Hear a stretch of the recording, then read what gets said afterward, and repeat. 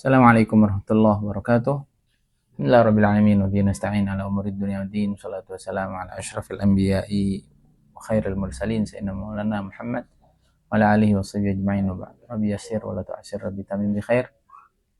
Kun lana wa la takun alaina wa la takilna ila nafsi tarfata 'ain wal aqalla min dhalik. Wa la tanza' minni salih ma ataitani wa zidni min. Yaqul mu'allif rahimahullah ta'ala damana fa bi barakati ulum muslimina fid dharain amin. Qala, kita masih bersambung seri meneladani Nabi SAW di dalam beberapa sisi kehidupan. Pada kesempatan kali ini, semoga selesai sehingga nanti kita akan segera masuk ke inti pembahasan kitab adalah tentang bagaimana seni Nabi SAW menyikapi orang-orang di sekelilingnya. Baik, keteladanan Nabi SAW di dalam kekuatan yakinnya terhadap janji Allah. Masya Allah. Imam Bukhari, Imam Muslim, dari Imam Abu Ishaq, dari Sayyidina Bara an Azib radhiyallahu anhu, Bara bin Azib radhiyallahu anhu, beliau telah berkata kepadanya seseorang, "Ya Aba Amarah, wallaitum yawma Hunain."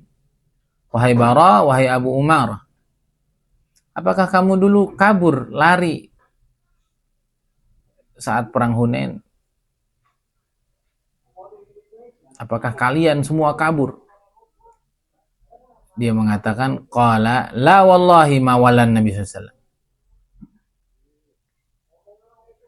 Nabi SAW, apakah kalian? Berarti kan semua pasukan sahabat itu. Jawabannya, demi Allah Nabi tidak mundur selangkah pun.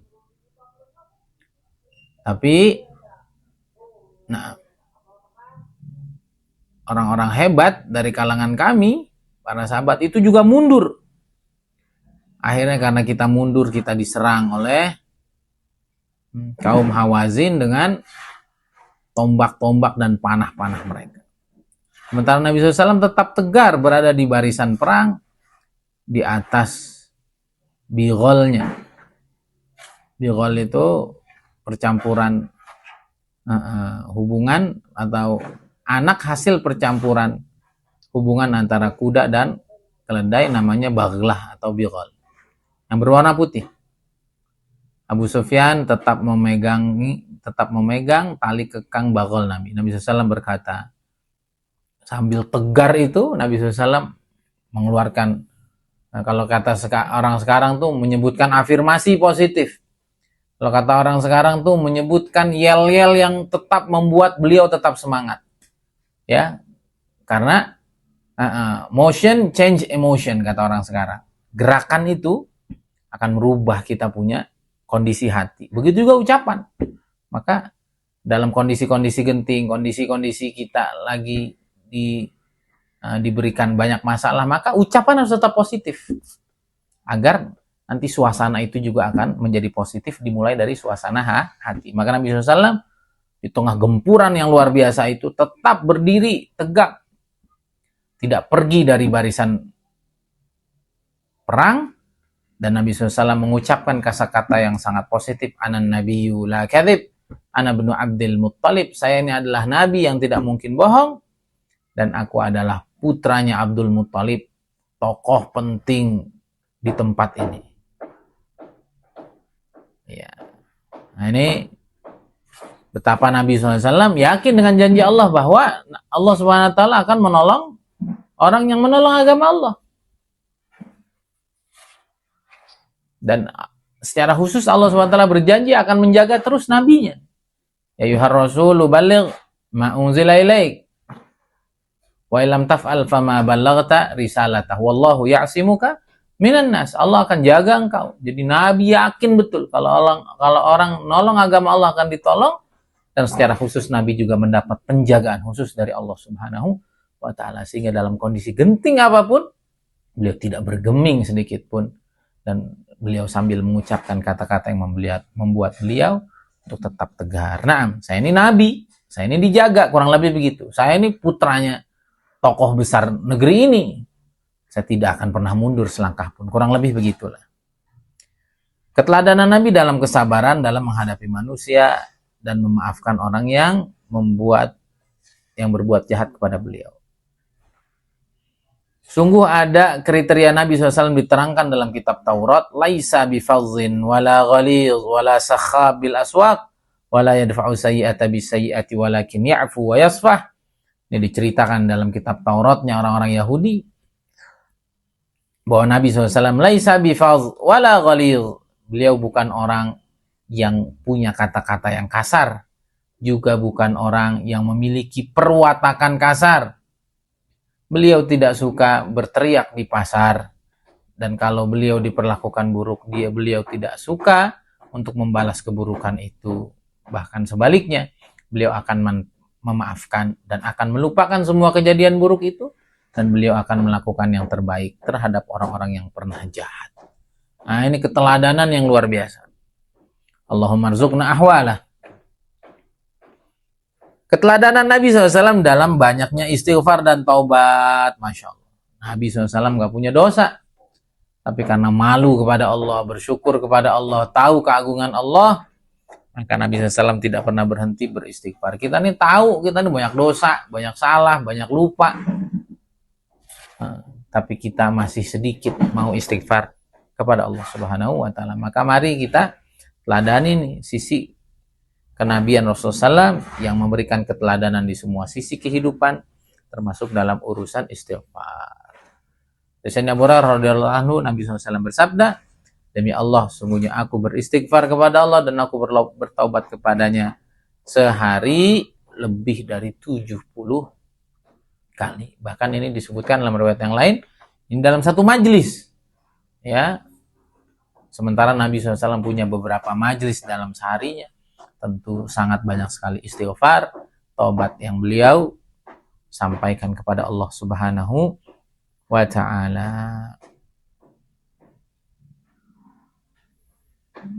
Oke, satu lagi. Dua lagi deh.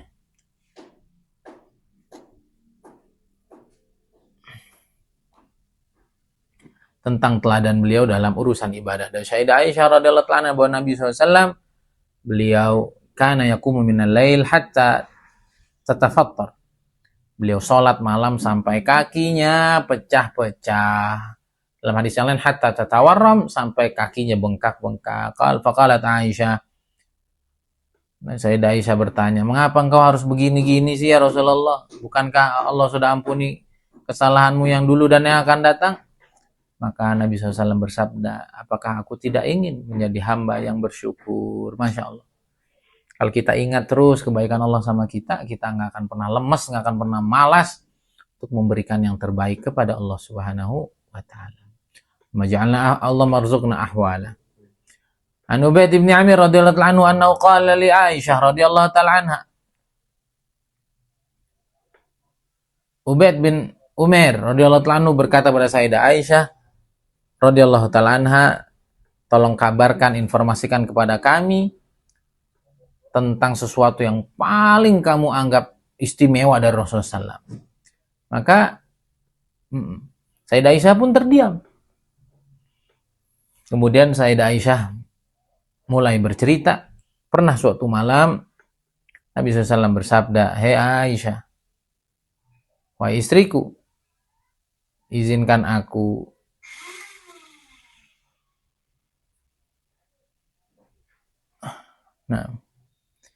izinkan aku untuk beribadah, untuk menyembah Allah, untuk berdua-duaan dengan Tuhanku pada malam hari ini. Maka aku, kata Sayyidah Aisyah, mengatakan, demi Allah, aku tidak ingin, wallahi inni la uhibbu qurbak, sungguhnya aku sangat ingin dekat denganmu malam ini, tapi aku ingin sekali membuatmu gembira. Nah, inilah cinta dan kasih sejati, ya. Ini cinta, ini masuk nggak nih nanti nih? Aman. Jangan terus ini, terus biarin. Inilah cinta sejati. Pengen sebetulnya, tapi demi keinginan dan kesenangan kekasihnya, direlakanlah keinginannya dan kesenangannya. Saya sebenarnya ingin berdua-duaan juga denganmu malam ini, tapi aku ingin engkau bahagia. Qalat faqama. Nabi SAW mulai berdiri, kemudian wudu, kemudian sholat. Maka sepanjang sholat itu beliau menangis sampai basah. baju yang beliau kenakan.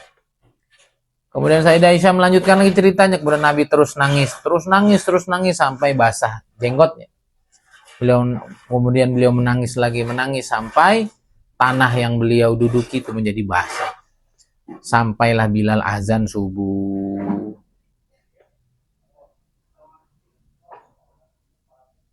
Saat Sayyidah Aisyah melihat beliau menangis, maka beliau bertanya, "Wahai Rasulullah, mengapa engkau menangis? Bukankah Allah sudah ampuni segala dosamu?" Nabi SAW menjawab, "Afala akunu abdan syakura?"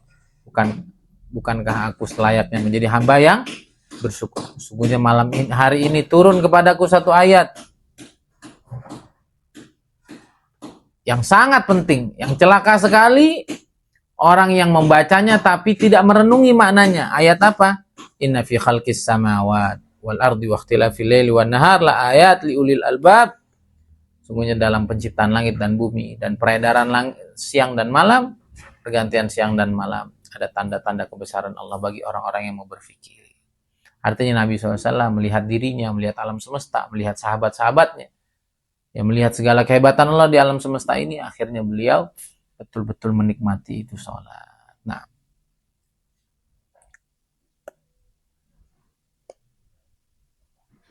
bahkan kalau beliau ada di bulan Ramadan, maka ibadah beliau lebih keren lagi. Sedekahnya, berbuat baiknya, baca Qur'annya, sholatnya, zikirnya, i'tikafnya.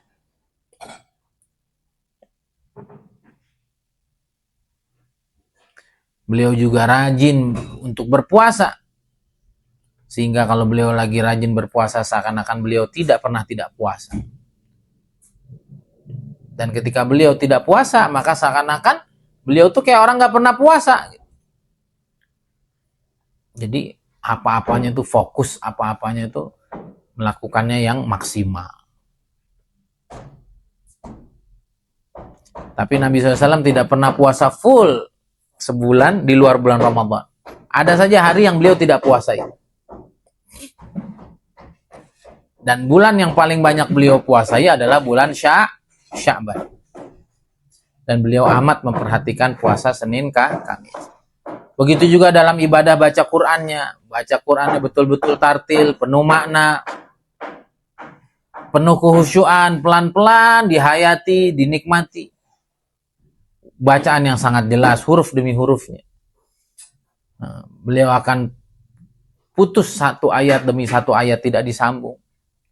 Ketika panjang, beliau baca panjang. Nah, ketika pendek, beliau baca pendek. Dan selalu di awal bacanya, beliau selalu minta perlindungan dari Allah, kepada Allah dari syaitan yang terkutuk. Dengan mengatakan, A'udzubillahi minasyaitonirrajim. Allahumma inni a'udzubika minasyaitonirrajim min hamzihi wa nafthihi wa nafathih. Nah, dan beliau punya bacaan-bacaan rutin setiap harinya yang tidak sehari pun beliau kosongkan. Nah, kalau kita mah target doang 5 juz jadinya sejuz. Sejuz jadinya nggak ngaji. Nah, ini kita penting baca sirah Nabawi ya, sehingga kita betul-betul mengikuti Rasulullah SAW sekuat tenaga kita yang terbaik.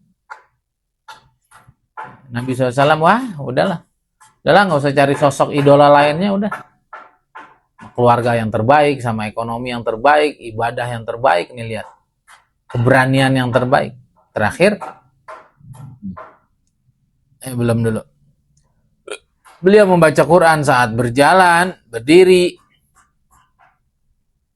duduk, tiduran, dalam keadaan punya wudu ataupun tidak. Beliau tidak berhenti baca Quran, kecuali ketika junub saja. Ya Allah. Allahumma arhamna bil Quran waj'alhu lana imama wa nuran wa huda wa rahmah. Allahumma dzakirna minhu ma nusina, 'allimna minhu ma jahilna, warzuqna tilawatahu ana al-lail wa ana an-nahar waj'alhu lana hujjatan la hujjatan 'alaina bi rahmatika ya arhamar rahimin. Kalau kita betul-betul ikut Rasulullah SAW, nggak ada waktu kosong, nggak ada waktu yang tidak produktif, nggak ada waktu yang nggak efektif, semuanya jadi istimewa. Terakhir, teladan dalam zikir beliau kepada Allah Subhanahu wa taala adalah Nabi SAW adalah orang yang paling sempurna zikirnya kepada Allah Subhanahu wa taala. Beliau selalu ingat Allah di setiap waktunya, berdiri, duduk, berjalan, dalam keadaan naik tunggangan, naik kendaraan, jalan kaki, ataupun dalam keadaan beliau tidak pergi kemana-mana. Tidak ada satu detik pun yang beliau lupa kepada Allah Subhanahu wa Ta'ala. Semoga Allah Subhanahu wa Ta'ala memberikan kita kekuatan untuk meneladani beliau zahiran wa batinan. Betul-betul kita sempurnakan hubungan kita dengan Allah, hubungan kita dengan sesama, hubungan kita dengan Rasulullah SAW, hubungan kita dengan orang tua, dengan guru, dengan siapapun. Kita berdoa kepada Allah dan kita berupaya kuat untuk betul-betul bisa semirip mungkin dengan kekasih kita, teladan kita, qudwah hasanah kita, Rasulullah sallallahu alaihi wasallam. Hadza billahi taufik. Subhanakallahumma wa bihamdika, asyhadu an la ilaha illa anta, astaghfiruka wa atubu ilaik. Assalamualaikum warahmatullahi wabarakatuh.